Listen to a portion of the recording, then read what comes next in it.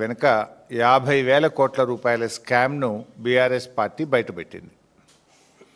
అయితే ఈ విషయం మీద గౌరవనీయులు బట్టి విక్రమార్క గారు, శ్రీధర్ బాబు గారు ప్రెస్ మీట్ పెట్టారు. చాలా విషయాలు మాట్లాడినారు. సరే, ఒక అడుగు ముందుకేసి తమ స్థాయిని దించుకునే విధంగా నన్ను పట్టుకొని అన్ఫిట్ ఫర్ పాలిటిక్స్ అనేటువంటి మాట బట్టి విక్రమార్క గారు నన్ను ఉద్దేశించి మాట్లాడారు. సరే, బట్టి విక్రమార్క గారు అన్నట్టు నేను అన్ఫిటే కావచ్చు. దేంట్లో అన్ఫిట్? నీలాగా ఫైనాన్స్ డిపార్ట్మెంట్లో ఆర్థిక మంత్రిగా పనిచేసినప్పుడు 20%, 30% కమిషన్లు తీసుకోవడం నాకు రాలేదు. దాంట్లో నేను అన్ఫిటే. మీరు బాగా ఫిట్టు ఇలా, ఎందుకంటే మీ ఫిట్నెస్ బయటపడ్డది కదా. ఫైనాన్స్ డిపార్ట్మెంట్ చరిత్రలో ఏ రోజు కూడా కాంట్రాక్టర్లు వచ్చి సెక్రటరియట్లో ఆర్థిక శాఖ కార్యాలయం ముందు ధర్నా చేసిన చరిత్ర ఏ రోజన్నా ఉందా? ఈ రాష్ట్ర చరిత్రలో మన ఊరు మనబడి బిల్లులు ఇవ్వండి అని కాంట్రాక్టర్లు ఫైనాన్స్ డిపార్ట్మెంట్ ముందు ధర్నా చేశారా? చిన్న కాంట్రాక్టర్లు ఎప్పుడైనా ఫైనాన్స్ డిపార్ట్మెంట్ ముందు గత చరిత్రలో ఏనాడైనా ధర్నా చేశారా? సర్పంచులు, మాజీ సర్పంచులు, మాజీ ఎంపీటీసీలు 10 సార్లు ధర్నాలు చేసి అరెస్టులైన చరిత్ర ఈ రాష్ట్రంలో ఎప్పుడైనా ఉందా? నోరు బారేసుకోవడం చాలా సులువు బట్టి గారు. Give respect and take respect. రాజకీయాల్లో ఫ్రస్ట్రేషన్లో నోరు జారితే మొదటికే మోసం వస్తుంది. సమాధానం ఉంటే చెప్పండి, లేదా మౌనంగా ఉండండి. నోరెందుకు బారేసుకుంటున్నారు? ఎవరు అన్ఫిట్? మా పాలనలో మా కేసీఆర్ గారు ప్రభుత్వం ఆనాడు కాంగ్రెస్ నుంచి బీఆర్ఎస్ అధికారంలోకి వచ్చినాడు. రాష్ట్రంలో పరిశ్రమలకు వారానికి 2 రోజులు పవర్ హాలిడే. హైదరాబాద్ నగరంతో సహా అన్ని పట్టణాల్లో విద్యుత్ కోతలు. గ్రామాల్లో అయితే పగటిపూట కరెంటే లేదు. రైతులకు 7 గంటలు 6 గంటల కరెంటు కూడా రాని దుస్థితిలో మీరు ఆనాటి కాంగ్రెస్ ప్రభుత్వం ఈ రాష్ట్రాన్ని నెడితే 24 గంటల నాణ్యమైన కరెంటును రైతుకు, పరిశ్రమలకు, గృహాలకు, పట్టణాలకు, పల్లెలకు ఇచ్చిన ప్రభుత్వం కేసీఆర్ ప్రభుత్వం. ఎవరు అన్ఫిట్? మీరా, మేమా? Who is unfit? ఇవాళ స్కామ్ మీద మేము చెప్పాం. దాని మీద సమాధానం చెప్పారా? ఏదో పీపీటీ పెట్టి 2 గంటల ఉపన్యాసం దంచి కొడుతుంది.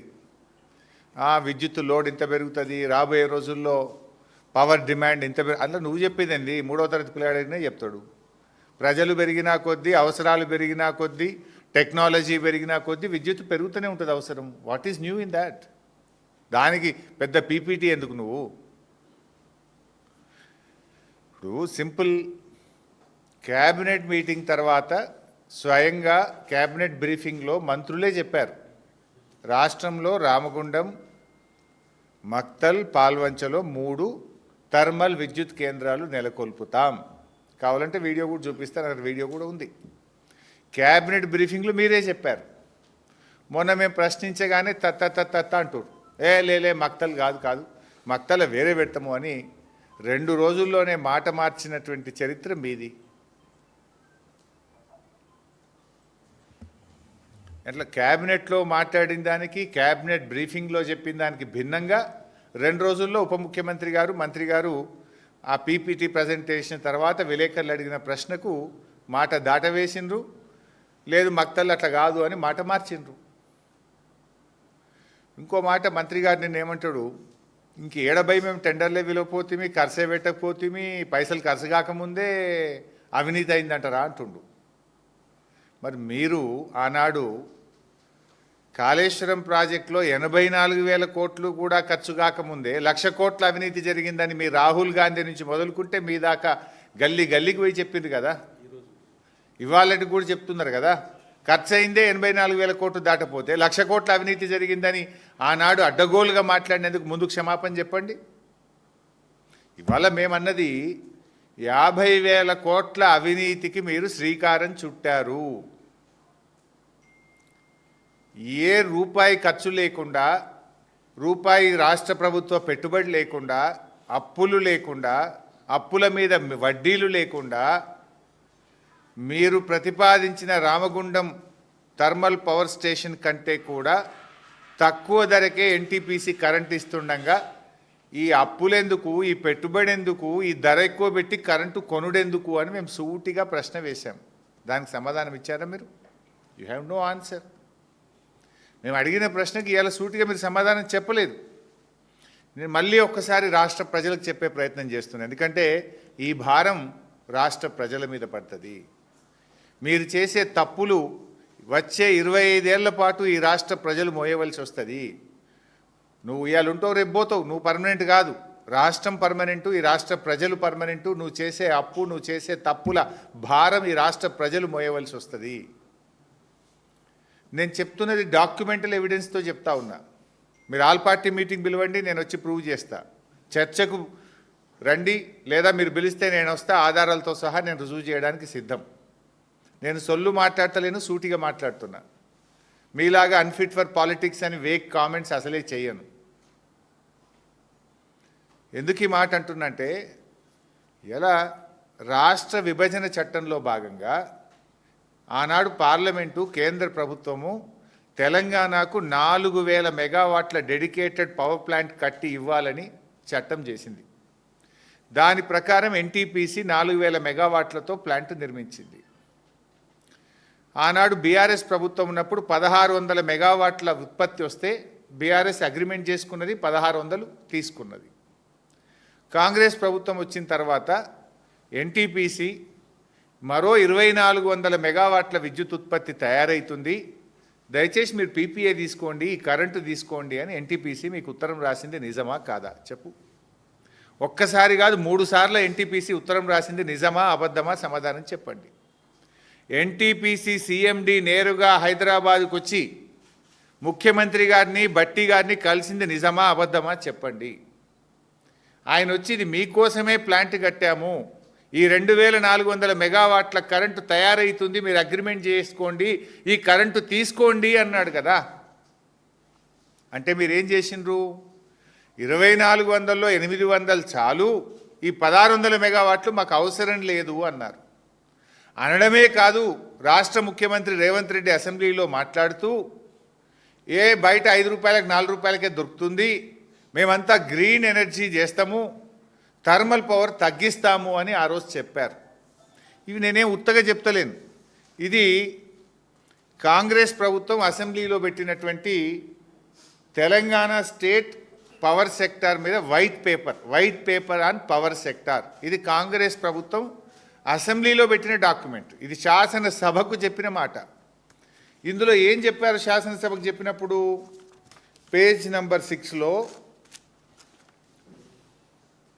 Reduction of technical minimum of thermal power stations from current 60% capacity to 40% by year 2026.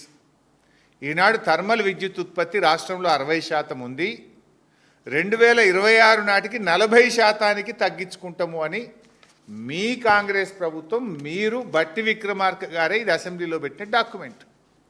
40% తగ్గిస్తాము 2026కు అని. మీరు ఇప్పుడు 2026 అయిపోతుంది, నెల అయితే అయిపోతుంది, దగ్గరికి వస్తుంది కదా, నెక్స్ట్ వన్ ఇయర్ 1 మంత్ అయితే అయిపోతుంది. 40% తగ్గించుకుంటామని మీరే చెప్పింది కదా. ఇక్కడనేమో 40% తగ్గిస్తామంటారు, ఇంకోవైపు ఏమో 2400 మెగావాట్ల థర్మల్ విద్యుత్ ఉత్పత్తి కేంద్రాలు పెడతాము అంటారు. ఏది కరెక్టా? అసెంబ్లీలో చెప్పింది కరెక్టా? ఇవాళ మీరు ప్రెస్ మీట్లో చెప్పేది కరెక్టా? లేలే కావాల్సిందే, లోడ్ పెరుగుతుంది, మేము థర్మల్ పెడతాము అంటారు. అసెంబ్లీలో ఏం చెప్పిండ్రు? ఉన్నదాన్ని తక్కువ చేస్తాము, 60 నుంచి 40% థర్మల్ విద్యుత్ ఉత్పత్తిని తగ్గిస్తాము అని అసెంబ్లీలో వ్రాతపూర్వకంగా ఇది మా ఎమ్మెల్యేలకు ఇచ్చిన డాక్యుమెంట్. ఇది ఈరోజు కూడా అసెంబ్లీ రికార్డులో ఉంది. ఇది ఒకవైపు తగ్గిస్తామంటారు, కమిషన్ల కోసం ఇంకొక వైపు ప్లాంట్లు పెడతామంటారు. సో మరోవైపు ఏం చేసిండ్రు? గ్రీన్ ఎనర్జీ పవర్ పాలసీ అని ఇది కూడా డాక్యుమెంటు కాంగ్రెస్ ప్రభుత్వమే విడుదల చేసింది. భట్టి విక్రమార్క గారు, రేవంత్ రెడ్డి గారు ఇద్దరు సంతకాలు పెట్టి 2030 కల్లా 20,000 మెగావాట్ల గ్రీన్ ఎనర్జీని మేము డెవలప్ చేస్తాము అన్నారు. మరి ఇప్పుడు గ్రీన్ ఇడిచిపెట్టి మళ్ళా థర్మల్ ఎంబడి ఎందుకు పడ్డారు? మరి దీనికి సమాధానం లేదు. ఇక్కడ అసలు విషయం పాయింట్, నేను స్ట్రైట్గా పాయింట్కి వస్తూ ఉన్నాను. అయితే ఎన్టీపీసీ 2400 తీసుకోమంటే వీళ్ళు 800 మాత్రమే తీసుకున్నారు. ఆ 800కు state ERC electricity regulatory commission ఏదైతే ధర నిర్ణయిస్తుందో మనకు ఈఆర్సీ డాక్యుమెంట్, ఇది నా డాక్యుమెంట్ కాదు, ఈఆర్సీ సంతకం ఉంది దీని మీద. 800 తీసుకుంటే దానికి ఎంత ధర నిర్ణయించిందంటే ₹4.12. అంటే ఎన్టీపీసీ దగ్గర 800 మెగావాట్లు తీసుకుంటే ₹4.12 కాడికి 800 మెగావాట్లకు ఈఆర్సీ ఆర్డర్ పాస్ చేసింది. ₹4.12కే వస్తుంది కదా ఇక్కడ ఎన్టీపీసీ. వాడు 2400 ఇస్తా అంటే నువ్వు 800 తీసుకుంటా అన్నావు పాపం, ఇంకా 1600 వద్దన్నావు. ఇప్పుడేమంటున్నావు, పవర్ ప్లాంట్ పెడతా అంటున్నావు. ఇప్పుడు పెట్టే పవర్ ప్లాంట్లలో రామగుండం 800, పాల్వంచ 800, మక్తల్ 800 అని చెప్పినావు. రామగుండం 800కు జెన్కో డిపిఆర్ తయారు చేసింది. జెన్కో డిపిఆర్లో 10,800 కోట్లు ఖర్చు అవుతుందని డిపిఆర్ను ప్రభుత్వానికి సమర్పించింది. నిజమా అబద్ధమా? సూటిగా సమాధానం చెప్పు. 10,800 కోట్లతో జెన్కో డిపిఆర్ ఇచ్చింది, నిజమా కాదా? 800 మెగావాట్లకు 10,800 కోట్లంటే 1 మెగావాట్కు 13,62,00,000 రూపాయలు ఖర్చు అవుతుంది. ఇది స్టార్టింగ్, అయిపోయే వరకు అది 16-17 కోట్లు అవుతుంది. 13,62,00,000 రూపాయలు 1 మెగావాట్కు ఖర్చు అవుతుంది. 1 యూనిట్ విద్యుత్ ఉత్పత్తి చేయడానికి ₹7.70 అవుతుందని చెప్పి లెక్క తేల్చింది జెన్కో. ₹7.70 per unit. మరి 10,880 కోట్లు కాస్త ఏమవుతుంది, పూర్తయ్యే వరకు 15,000 కోట్లు అవుతుంది. ఈ 15,000 కోట్లలో 25% జెన్కో రాష్ట్ర ప్రభుత్వం డబ్బులు పెట్టాలి, 75% అప్పులు తేవాలి. 15,000 కోట్లు ఒక రామగుండంకు, ఇంకో 15,000 పాల్వంచకు, ఇంకో 15,000 మక్తల్కు, 45,000 అవుతుందా? నేనేమంటున్నా, అరే రూపాయి పెట్టుబడి లేదు, రూపాయి అప్పు అవసరం లేదు, మిత్తి మీద పడేది లేదు, వాళ్ళు కట్నీళ్ళు పెట్టిపోయోలే 2,400 మెగావాట్ల కరెంటు మన తెలంగాణలోనే పెట్టి మనకు సప్లై చేస్తామంటే ఎందుకు వద్దన్నావు? అయినా వాళ్ళు చెప్పిన ధర ఎంత? ₹4.12. నువ్వు మీ రాష్ట్ర ప్రభుత్వము జెన్కో రామగుండంలో భూమి ఉన్నది, అన్నీ ఉన్నాక కూడా ఎంతకు తయారైద్ది అన్నాడు ఒక యూనిటు? ₹7.70. అంటే దాదాపు ₹3 ఎక్కువ ఒక యూనిట్కు, ఇంకా ₹3.40 ఎక్కువ. సరే ₹3 అనుకో, 7.70 వర్సెస్ 4.12. 4.12కి ఎన్టీపీసీ ఇచ్చింది, నువ్వు తీసుకున్నావు 800, ఇంకా 1600 నువ్వు వద్దన్నావు. ఆ 1600 వాళ్ళని వద్దని నువ్వు సొంతం పెడతా అంటున్నావు. ఎందుకు? కమిషన్ల కోసం. సొంతం పెడితే ఎంతకు తయారవుతుంది కరెంటు? ₹7.70 తయారవుతుంది. అంటే ఒక యూనిట్ మీద ₹3 అదనంగా విద్యుత్ ఉత్పత్తికి ఖర్చు అవుతుంది మీరు పెడితే. ఒక రోజుకు 3 కోట్ల యూనిట్ల విద్యుత్ ఉత్పత్తి, 800 మెగావాట్లు అంటే దట్ ఈజ్ ఈక్వలెంట్ టు 3 కోట్ల యూనిట్ల కరెంటు. 3 కోట్లు ఇంటూ ₹3 అంటే ఎంత? 9 కోట్లు. అంటే రోజుకు అదనంగా ఎన్టీపీసీ నుంచి కరెంటు వాళ్ళు ఇస్తమానంగా తీసుకోకుండా నువ్వు రామగుండంలో ప్లాంటు పెట్టి నువ్వు ఉత్పత్తి చేస్తే రోజుకు ₹9 కోట్ల ఈ రాష్ట్ర ప్రజల మీద భారం పడుతుంది. నీ జేబులకి వెళ్ళైతే పెట్టవు కదా, ఆ బిల్లు ఎవరికి వేస్తావు? ఆ కరెంటు బిల్లు ప్రజల మీద వేస్తావు. రోజుకు 9 కోట్లు. సరే సంవత్సరానికి ఎంత అవుతుంది 9 కోట్లు అంటే? రోజుకు 9 కోట్ల చొప్పున సంవత్సరానికి 3,285 కోట్లు ఖర్చు అవుతుంది. ఏ పవర్ ప్లాంట్ అయినా అగ్రిమెంటు 25 ఏళ్ళు 25 ఇయర్స్కి ఉంటుంది.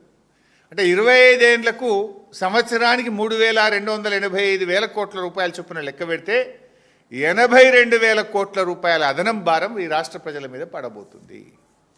మేము అంటున్నది అదే కదా. ఇప్పుడు నీ కమిషన్ల కోసమో, నీ 30%కో, నీ 40% కోసం ఈ రాష్ట్ర ప్రజల మీద 82,000 కోట్ల రూపాయల భారం ఎందుకు వేస్తున్నావు మిస్టర్ బట్టి విక్రమార్క అని సూటిగా అడుగుతా ఉన్నా. ₹4.12 ఎన్టీపీసీ ఇస్తుండగా నువ్వు ప్లాంట్ కట్టి ₹7.70 ఎందుకు విద్యుత్ ఉత్పత్తి చేస్తున్నావు?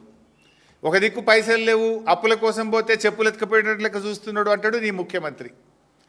అరే మా తులం బంగారం ఏమైపోయాయి, అవ్వతాతలకు 4,000 పింఛన్ ఏమైపోయాయి, అక్కజల్లెలకు మహాలక్ష్మి ఏమైపోయాయి అంటే పైసలు లేవు అంటావు. మరి ఇప్పుడు ఈ ప్లాంట్లు 3 కట్టాలంటే నువ్వు 25% పెట్టాలి కదా. 10-15 వేల కోట్లు ఏడికెళ్ళి తెస్తావు, అప్పులు ఏడికెళ్ళి తెస్తావు.